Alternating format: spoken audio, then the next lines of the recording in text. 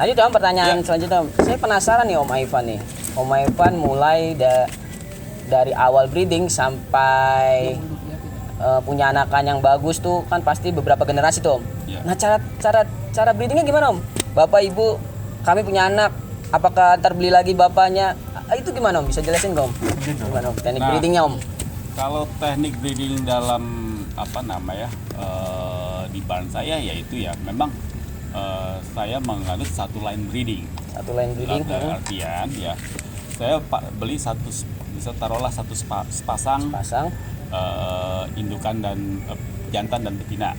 Ya saya breeding, kemudian lahirlah dari breeder yang sama tuh Om belinya. Ya. Dari lahirlah taruhlah dua anakan juga. Nah dari anakan ini bisa saya kawinkan dengan ke jantannya, atau yang betina yang jantan, anakan yang jantan saya bisa kawinin ke ibunya. Itu hasilnya langsung bagus. Ya itulah karena kalau memang kompatibilitas itu ya bisa jadi ada sifat-sifat indukan yang bagus turun ke anaknya. Ada juga sifat-sifat indukan jantan turun juga ke anakannya. Nah itu yang kita olah. Nah kemudian itu baru kan generasi F1 ya. F1-nya dapat. Tapi F2 pun ya kita bermain di situ aja gitu loh. Nah kalau memang dari dua generasi tersebut masih ada kekurangan, ya kita bisa breeding cucu sama kakeknya atau nenek. Iya. Ya. Nah atau cucu sama neneknya itu bisa kita lakukan. Sebenarnya breedingnya sih bebas gitu loh. 1 liter pun bisa, namanya kita mau coba kan. 1 liter saudara gitu? Iya, bisa. Katanya ada gosip-gosip gitu. Ya, memang cacat nanti anaknya. Ya, itu memang bisa terjadi karena saking kedekatannya. Saking kedekatan gen ya. Nah, pernah saya coba juga 1 liter. Memang bisa jadi anakannya sebagus-bagus juga. Ya, sejelek-jeleknya juga. Yang jelek itu ya bisa jadi cacat. Nah ya kalau memang cacat ya tinggal kita kuling aja gitu. Namanya juga kita teknik breeding ya. Nah teknik breeding seperti itu. Nah kemudian juga kalau tadi yang saya bilang udah F2, kita coba lihat hasil ya apakah dia masih kompatibel. Nah kalau memang kompatibel bisa kita lanjutkan. Kalau memang ada yang kurang ya kita bisa cari di line breeding yang lain. Kita masukkan darah baru, itu bisa darah baru dalam artian kita bisa beli indukan jantan yang lain untuk menutupi kekurangan tersebut. Nah itu bisa jadi F3, F4. Nah terkadang dalam hierarki gen ini hierarki breeding itu ada sampai F berapa ya, sampai berapa puluh persen itu biasanya sih bisa terjadi, bisa juga enggak, karena terlalu lama breedingnya ya. Nah bisa terjadi kalau jika kita mulai dari indukan jantan yang masih muda. Nah kalau indukan jantan yang udah 2 tahun 3 tahun ya untuk sampai F3, F4, F5 yang dalam hierarki technical breeding itu ya biasanya nggak sampai. Nah seperti itu. Nah kenapa saya memilih line breeding? Ya karena memang saya mendekati kompatibilitas itu. Nah supaya mendapatkan hasil anakan yang bagus lah, yang nggak banyak fatnya ya kan, dan banyak berkualitas. Tapi ada juga resikonya, yaitu satu gen terlalu dekat, kemungkinan di Holland Love ini muncul istilahnya fuzzy, yaitu bulunya agak panjang. Dan kemudian ada juga banyak yang carrier fuzzy, ya. Nah ini suatu faktor X yang memang nggak bisa dihindari dalam suatu line breeding, tapi bisa juga kita hindari ya cara dengan cross line dengan yang lain.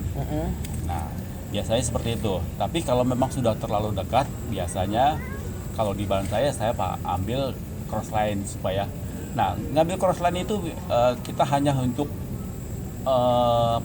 memulihkan darah aja, tapi nggak kita pakai terus-terusan. Supaya apa? Ya darahnya tetap masih ada, tapi yang kekurangannya kita tutupin. biasanya saya cuma ngambil satu line, saya breeding serempak, di situ ya yang kita pakai ini kita keluarin lagi gitu loh. Kita ambil yang memang benar-benar yang kita inginin aja. Biasanya apa Om? Kalau mau dapetin crossline itu biasanya ambil bak atau ambil do? Ambil bak. Ambil bak kawinin sama do yang Betul. hasil breeding Ambil kita ya? bak, ambil kawinnya dengan do serempak gitu dalam satu bulan kita kawin hanya itu aja, terus nanti kita evaluasi lagi.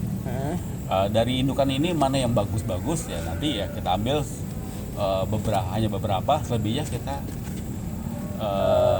keluarin. Ya, yang ambil yang bagus tuh digunakan dikawinin lagi sama bak yang Betul. baru atau yang lama Om? Nanti ya itu bisa bebas sih ngawinnya, tergantung seleranya breeder ya, kebutuhan sesuai dengan kebutuhan.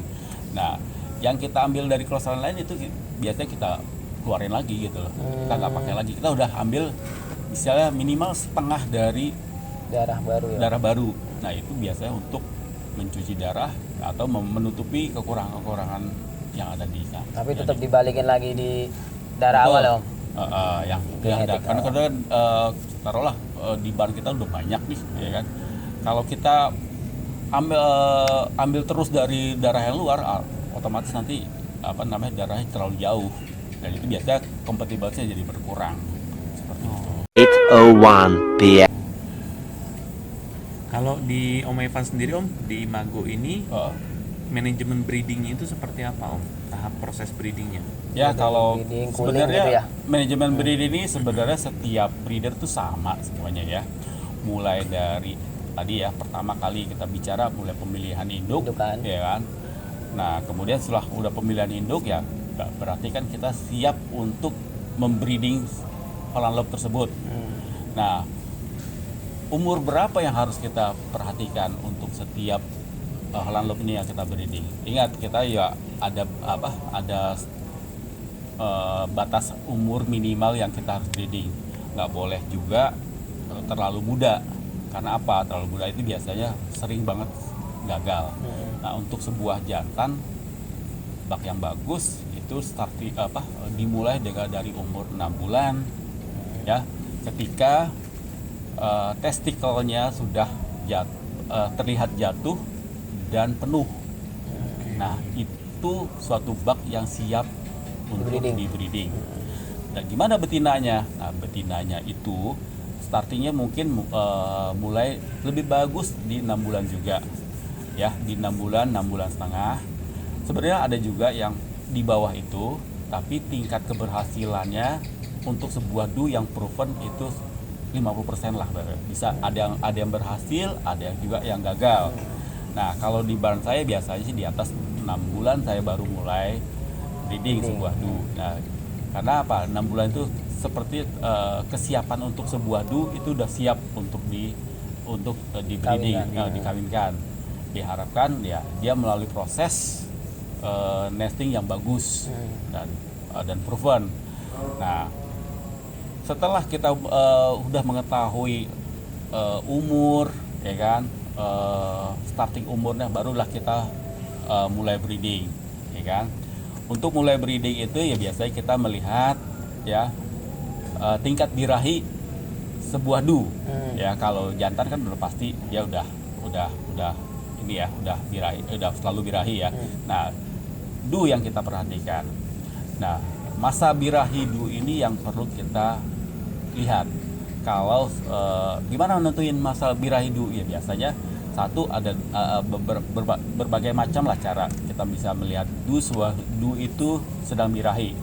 Ada juga dia yang garuk-garuk kandang, alas kandang. Ada juga dia kesana kemari gitu ya, selalu reaktif gitu. Perubahan perilakunya ada.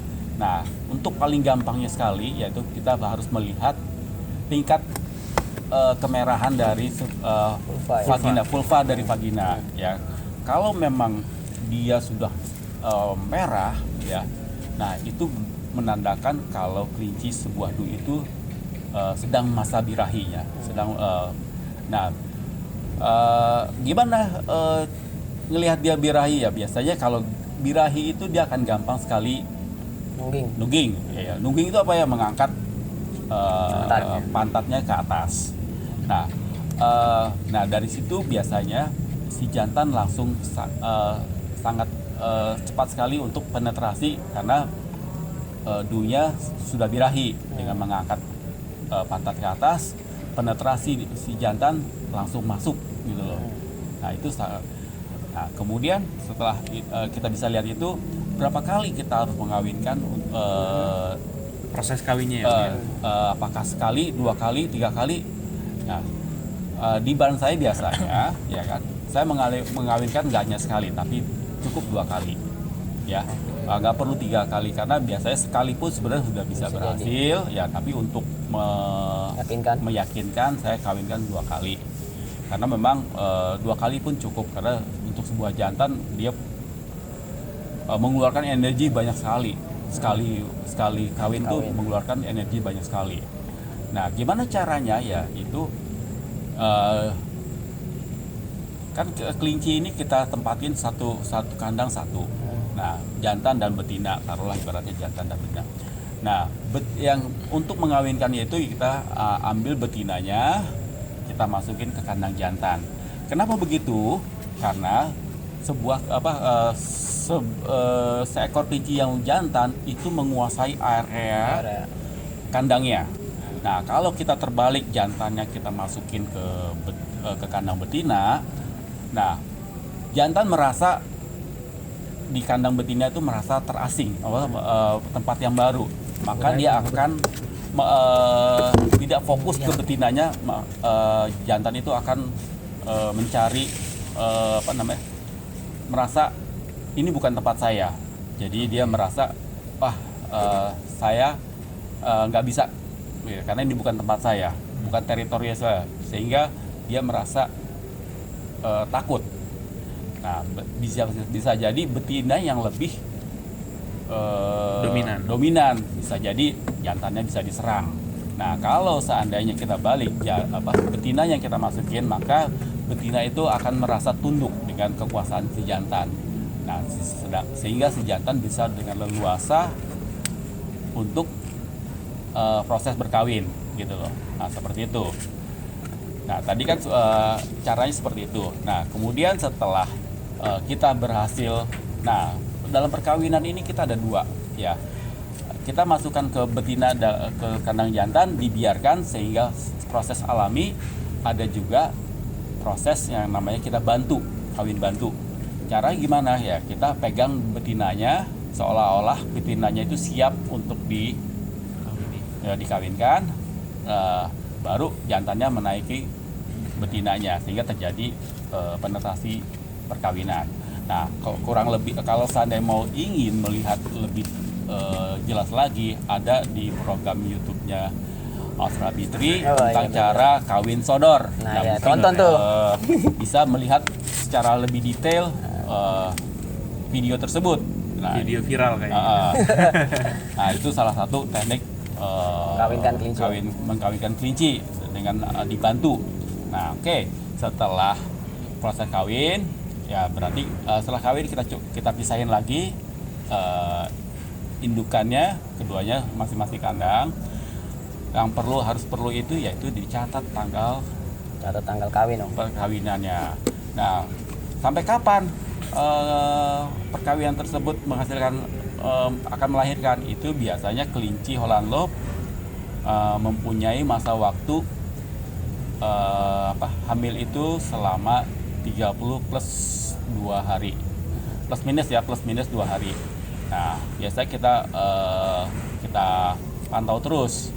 Nah setelah dikawinkan ya kita biasanya akan memantau selama 2 minggu lah ya. Untuk gampangnya 2 minggu kita cek betinanya ini benar apakah hamil atau tidak. Nah, 2 minggu ya Om, cek 2 minggu ya. Palpasi ya Om, pakai palpasi. Ya itu nama teknikalnya palpasi ya. Kalau memang kita udah bisa secara teknikal palpasi ya kita bisa mengetahui bahwa di rahim tersebut ada janin kelinci. Nah kemudian dari satu palpasi, kedua ya kita bisa lihat perilaku teliti betina itu betinanya ya kan. Biasanya dia lebih satu, mungkin dia akan selalu garuk-garuk alas kandang ya kan. Kemudian kalau ada juga karakternya betina itu kalau kita pegang dia langsung bunyi guk guk guk guk guk. Ya itu kemungkinan kalau memang kita pernah ngawinin itu bahwa dia melalui sedang hamil. Nah, kemudian juga ada betina yang punya nafsu makan yang tinggi. Begitu hamil dia makannya kita selalu kasih langsung habis. Nah itu kita harus perhatiin juga, wah apakah ini hamil ya. Nah untuk memastikan ya saat di 14 hari ya kita melakukan palpasi. Jadi ada perubahan karakternya juga gitu ya Om ya? Betul, perubahan hormon, perubahan karakter ya selama hamil itu pasti ada, dan itu breeder harus memperhatikan itu. Nah setelah kita mengetahui hamil, nah kalau memang kita lebih detail mengetahui bahwa yang hamil ini terlihat kok anaknya 1 atau 2 atau banyak gitu ya, kita harus perhatiin lagi pola makan dari indukan betina ini. Karena apa? Kalau hamilnya hanya 1, terkadang dengan yang sangat makannya banyak, maka dia anaknya mungkin akan besar di dalam. Itu yang kita harus perhatikan. Nah, supaya itu tidak terjadi waktu gagal melahirkan, sebaiknya waktu kita mengetahui dia hamil, pola makannya kita atur. Ya kemungkinan kalau biasanya kita kasih makan dengan pelet yang banyak, atau itu harus kita kurangin. Kita lebih mungkin agak tegas sedikit ya, supaya supaya anakan yang dilahirkan bisa keluar dengan lancar gitu ya, tidak terjepit, tidak terjadi lahir sungsang atau lahir ini ya. Karena memang kalau anakan yang di dalam itu besar, dia akan sangat sulit sekali manuver dia supaya kepalanya kepalanya duluan keluar. Nah kalau udah kakinya duluan pasti akan kejepit. Nah itu biasanya terjadi pada indukan yang melahirkan anaknya 1 yang kebesaran. Biasanya dia kelihatan sekali kalau lagi udah keluar mati, hidungnya tuh hitam. Ya hidungnya hitam, badannya panjang. Nah, karena itu kebesaran kejepit di rongga pinggul ibunya ya, sehingga panjang. Ibunya pasti harus narik gitu ya. Itu akan meninggal. Nah, untuk mencegah tersebut ya pola makan di 2 minggu terakhir itu kita atur. Kemungkinan ya alangkah baiknya, paling baik itu kita banyak serat. Ya mungkin high-nya kita banyakin, pelletnya kita kurangin. Ya, sehingga begitu mau melahirkan indukannya tidak stres. Ya, tidak stres karena nggak bolak-balik kandang ya kan, sehingga ibunya bisa konsentrasi dia membuat nesting ya. Kemudian pencabutin bulu kalau memang itu karakter seperti itu. Nah biasanya setelah kita kita diet dengan H yang banyak, nah di hari hampir hari H-nya barulah kita kasih cemilan-cemilan buah yang membuat tingkat stressingnya menurun. Nah baru, dan itu pula juga menambah energi buat si indukannya untuk melahirkan ya. Kalau dia punya energi berarti dia udah istilahnya bisa siap ngeden lah ya, maksudnya untuk ngeluarin anak-anaknya. Itu dari setelah pasca lahiran ya kita harus lihat lagi.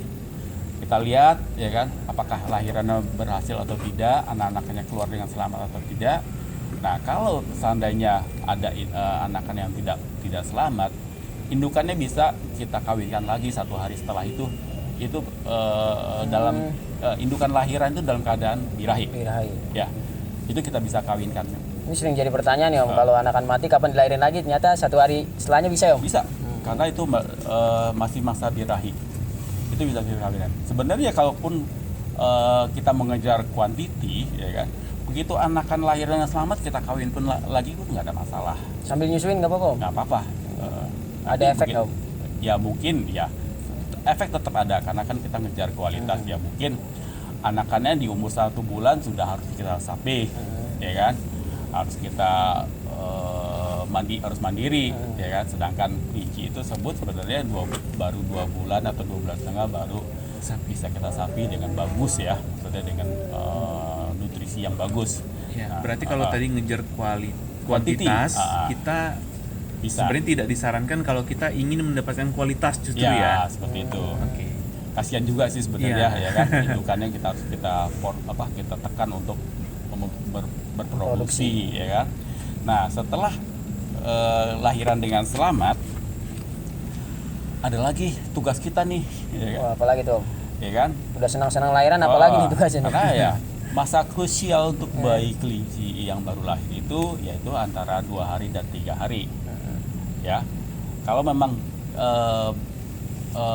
bayi baru lahir harus kita cek, ya banyak harus kita cek, ya jumlahnya berapa, kemudian apakah bayi ini ada yang pinet ya. Kalau untuk kelinci di Holland itu ada yang pinet ya. Apakah ada yang pinet, kemudian ada apakah plasentanya masih terbungkus atau tidak. Biasanya ada yang nempel atau tali pusarnya masih ada yang belum bersih. Nah, itu kita harus bersihin. Gimana bersihnya ya? Itu kayak kita bersihin dengan alkohol ya kan, karena alkohol ini tambah bau kan ya. Kita bersihin kayak kita bersihin supaya bersih. Nah, kita balikin lagi gitu. Nah, kemudian baru kita lihat.